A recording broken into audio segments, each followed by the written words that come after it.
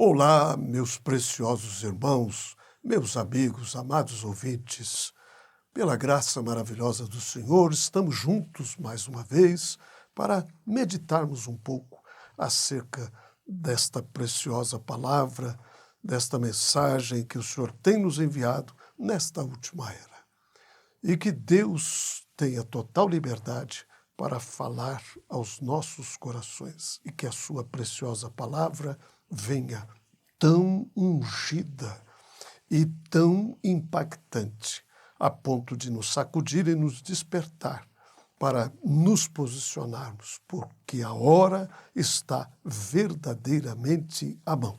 Nós estamos aí tratando deste assunto tão maravilhoso, falando do profeta que Deus tem nos enviado nesta última era da igreja.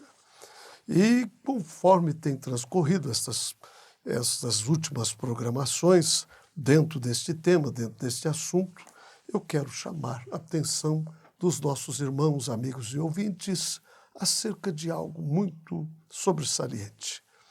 É que um profeta, ele não é profeta porque nós queremos ou desejamos que ele seja um profeta. Um profeta é um profeta chamado desde o ventre.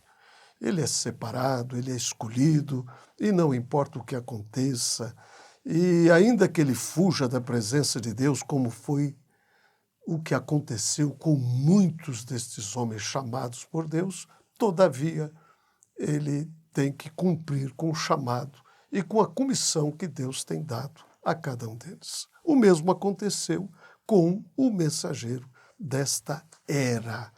Ele pregou uma mensagem titulada Como fui com Moisés, assim serei contigo. E ele diz aqui uma coisa muito sobressalente que eu quero também passar para todos vocês. Quando Deus chama um homem para fazer algo, ele tem que fazer aquilo. Simplesmente tem que fazê-lo. Foi o caso de Moisés. Moisés tentou esquivar-se. Moisés fugiu da presença do Senhor, mas não importava o que ele fizesse, ele teria que cumprir com a sua comissão e com o seu chamado. Como foi o caso do mensageiro desta era, que desde a sua tenridade, vou dizer mesmo desde o seu nascimento, logo que ele nasceu, ali estava a coluna de fogo, vindicando a sua vida, vindicando o ministério que ele teria. Deus tem compromisso com aquele ofício que ele tem colocado por sobre aquele homem. E o certo é que ele sempre fugiu. Deus sempre tentou tratar com ele, mas ele esteve sempre fugindo da presença de Deus, como foi o caso, como eu já disse, de todos os verdadeiros homens de Deus que são chamados. Eles fogem da presença de Deus, fogem daquele compromisso, fogem daquele chamado que Deus está fazendo a eles. Né?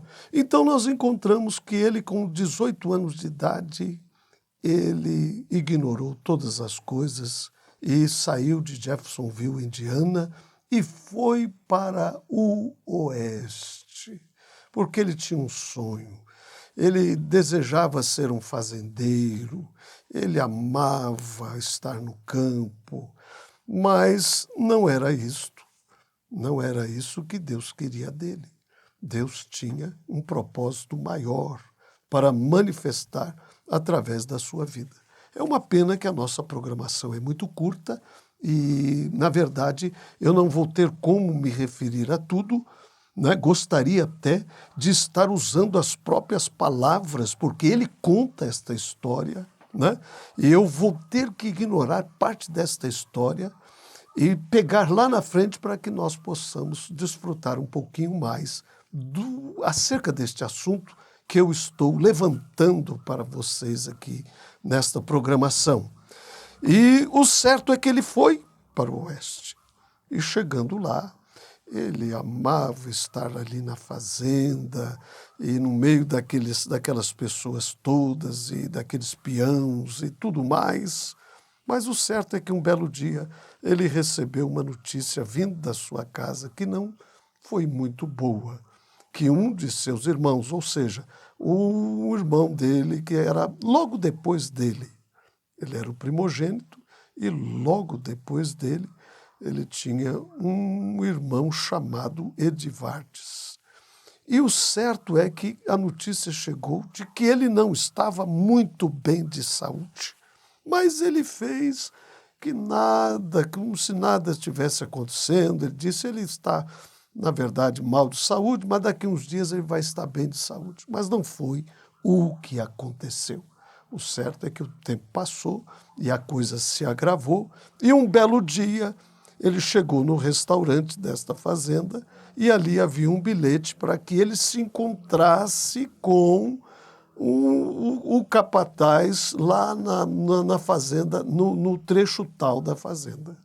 E quando ele chegou, ele então veio para conversar com ele e disse: olha, eu não tenho uma notícia muito boa para te dar.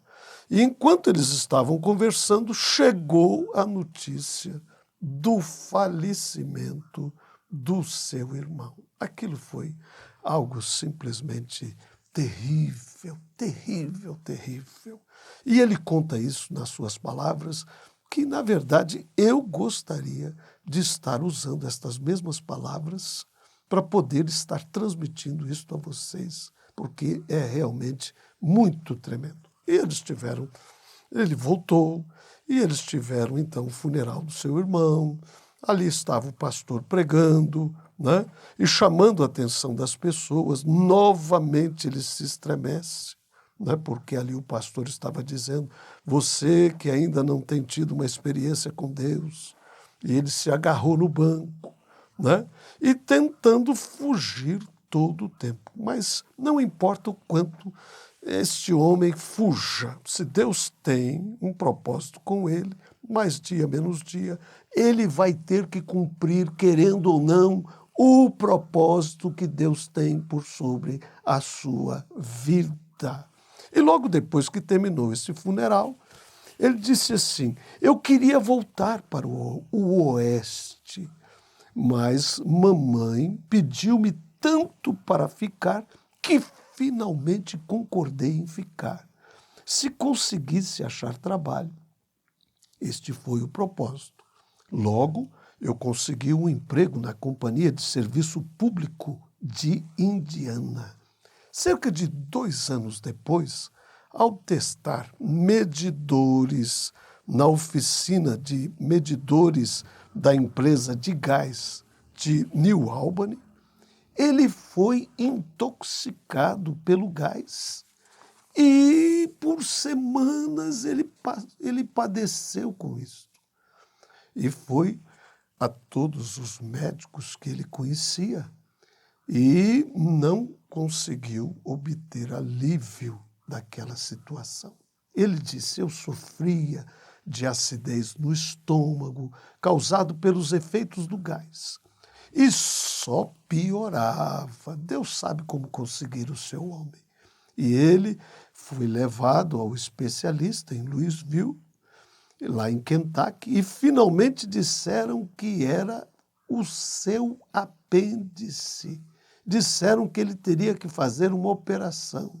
E ele ficou estarrecido, não podia acreditar, porque ele nunca havia tido dor daquele lado. E os médicos disseram que não podiam fazer mais por mim até que eu fizesse esta operação. Finalmente, eu concordei e, ao fazê-lo, mas insisti que usassem anestesia local para que eu pudesse assistir à operação.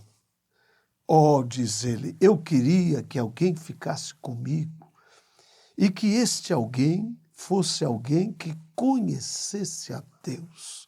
Eu acreditava em oração, mas eu mesmo não sabia orar. Assim, o ministro da primeira igreja batista entrou comigo na sala de cirurgia. E quando me levaram da mesa para a minha cama, eu me sentia cada vez mais fraco. O meu coração mal estava batendo. senti a morte sobre mim. Minha respiração foi ficando mais curta, eu sabia que tinha chegado ao fim da minha jornada. Oh, amigo, espere até chegar aí uma vez, e então você vai pensar num monte de coisas que você tem feito.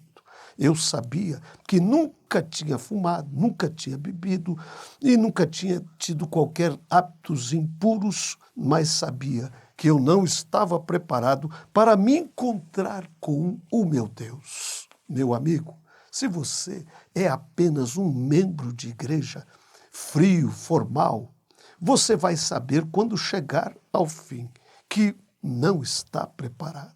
Então, se é só isto que você conhece sobre Deus, eu lhe peço que agora mesmo fique de joelhos e peça a Jesus para lhe dar aquela experiência do novo nascimento, como ele disse a Nicodemos lá em São João, no capítulo 3, como os sinais da alegria vão tocar e os louvores de Deus estarão no seu coração. Então, ele estava ali agora naquela condição, perecendo, à beira da morte, e olha o que é que ele continua dizendo. E começou a ficar mais escuro no quarto do hospital, como se fosse um grande bosque. Eu podia ouvir o vento soprando através das folhas e, no entanto, parecia bem distante na floresta. Provavelmente você já ouviu um vento forte soprando as folhas, chegando cada vez mais perto de você, e pensei, bem, esta é a morte que está vindo para me buscar. Oh, minha alma estava para se encontrar com Deus. Eu tentei orar, mas eu não consegui. Quanto mais perto o vento chegava, mais alto ficava. As folhas se agitavam e, de repente, eu desmaiei. Parecia, então, que eu era novamente um menininho descalço, de pé naquela paisagem, sobre a mesma árvore que muitas vezes ele se assentou debaixo. E dali, então, ele ouviu Deus falar com ele e, no entanto, prosseguiu ignorando. Eu ouvi aquela mesma voz que disse, nunca beba ou fume, e as folhas que ouvi eram as mesmas folhas que sopravam naquela árvore naquele dia. Mas dessa vez a voz disse, eu o chamei e você tem se recusado a ir. E repetiu isto 3 vezes. E então eu disse, Senhor, se és tu, deixa-me voltar à terra e pregarei o teu evangelho dos telhados das casas e esquinas das ruas, contarei a todos sobre isto. Quando esta visão passou, notei que nunca tinha me sentido melhor. Meu cirurgião ainda estava no prédio e ele veio e olhou para mim e ficou surpreso. Ele olhou como se achasse que eu estaria morto e então disse, não sou homem que frequenta igreja. Meu trabalho exige muito, mas sei que Deus visitou este rapaz. Porque ele disse isso? Eu não sei. Ninguém tinha dito nada a respeito. Se eu soubesse e o que eu sei agora, eu teria me levantado daquela cama gritando, louvado seja o nome do Senhor.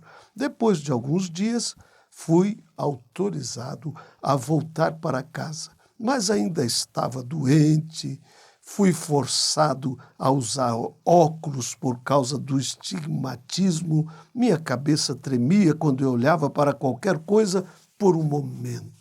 E comecei a buscar para encontrar a Deus. Fui de igreja em igreja, tentando encontrar um lugar onde fizessem um apelo ao altar, como nos velhos tempos. A parte triste é que não consegui encontrar nenhuma.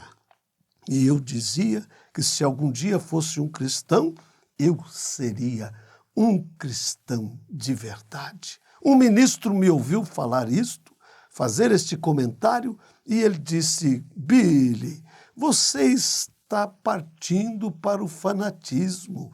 E eu dizia que se algum dia chegasse a uma religião, eu queria senti-la quando ela chegasse exatamente como os discípulos sentiram. Oh, louvado seja o nome do Senhor. Isto é ele contando. E eu achei religião. Mais tarde, e ainda a tenho, com a ajuda de Deus, sempre a manterei. Uma noite, olha a sua experiência tremenda com Deus. Eu fiquei tão faminto por Deus e por uma experiência real que eu fui para o velho barracão na parte de trás da casa e tentei orar.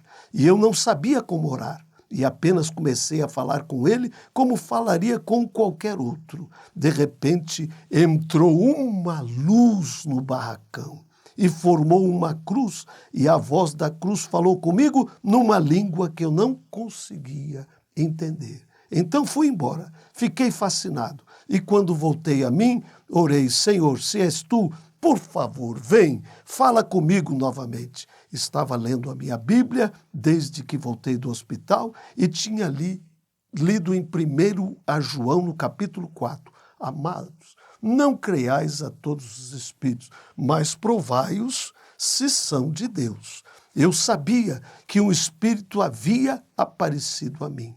E como orei, apareceu novamente. Então, pareceu-me que como 1000 libras tivessem sido tirados da minha alma. E eu saltei, e eu corri para casa, e parecia que eu estava correndo no ar. Mamãe perguntou: Bill, o que aconteceu com você? Respondi: não sei, mas sem dúvida me sinto bem leve. Não pude ficar mais em casa, tive que sair e correr. Fiquei ciente então que se Deus quisesse que eu pregasse, Ele me curaria. E assim fui a uma igreja que acreditava em ungir com azeite e fui curado instantaneamente. Vi então que os discípulos, eles tinham algo que a maioria dos ministros não tem hoje. Os discípulos foram batizados com o Espírito Santo e assim podiam curar os enfermos e fazer milagres, prodígios em seu nome. E assim comecei a orar pelo batismo do Espírito Santo e o recebi. Um dia, cerca de 6 meses depois, Deus me deu o desejo do meu coração. Ele falou comigo numa grande luz, dizendo-me para ir pregar e orar pelos enfermos, e ele os curaria, independente da doença que tivessem. Comecei a pregar e a fazer o que ele me disse para fazer. Oh, amigo, não posso começar a lhe contar tudo o que aconteceu. Olhos cegos se abriram, coxo andou, cânceres foram curados e todos os tipos de milagres foram feitos. Um dia, ao pé da rua Spring, lá em Jeffersonville, Indiana, depois de um reavivamento de 2 semanas, eu estava batizando 130 pessoas. Era um dia quente de agosto e havia cerca de 3.000 pessoas presentes. Eu estava para batizar a 17ª pessoa, quando de repente ouvi uma voz mansa e delicada novamente. E ela disse: olhe para cima. O céu estava como bronze naquele dia, e não tínhamos tido nenhuma chuva por cerca de 3 semanas. Ouvi a voz novamente, e então novamente pela 3ª vez ela disse: olhe para cima. E olhei para cima, e veio do céu uma grande estrela resplandecente, que eu tinha visto muitas vezes antes, mas a respeito da qual não lhes tinha contado. Muitas vezes contei às pessoas sobre o seu aparecimento e elas simplesmente riam de mim e diziam: Bill, você só está imaginando isto, ou talvez estivesse sonhando. Mas, graças a Deus, dessa vez, ele tinha se mostrado visível a todos, porque chegou tão perto de mim que eu nem conseguia falar. Passado alguns segundos, eu clamei e muitas pessoas olharam para cima e viram aquela estrela exatamente sobre mim. Algumas desmaiaram, enquanto outras gritaram, outras saíram correndo, e então a estrela voltou para o céu. E o lugar de onde ela havia saído tinha cerca de 15, provavelmente 1,39 m quadrado, e este lugar continuou se movimentando, agitando, como se todas as ondas estivessem se formando. Havia tomado este lugar uma pequena nuvem branca, e a estrela foi recebida nesta pequena nuvem. E nós sabemos que desta pequena nuvem saiu uma voz que dizia, assim como João Batista veio para precursar a minha segunda vinda, a tua mensagem precursará a minha segunda vinda. E nós temos experiências maravilhosas que Deus deu ao seu profeta, vindicações sobrenaturais, sinais, prodígios e maravilhas. Tudo, meus preciosos amigos ouvintes, vocês que estão ao alcance da minha voz nesta hora, eu quisera de alguma forma colocar isto dentro dos vossos corações e vos mostrar o que Deus fez através deste ministério, deste homem que fugiu por muito tempo da presença de Deus. Mas Deus tinha este chamado, Deus tinha esta comissão. E ele havia sido chamado desde o ventre.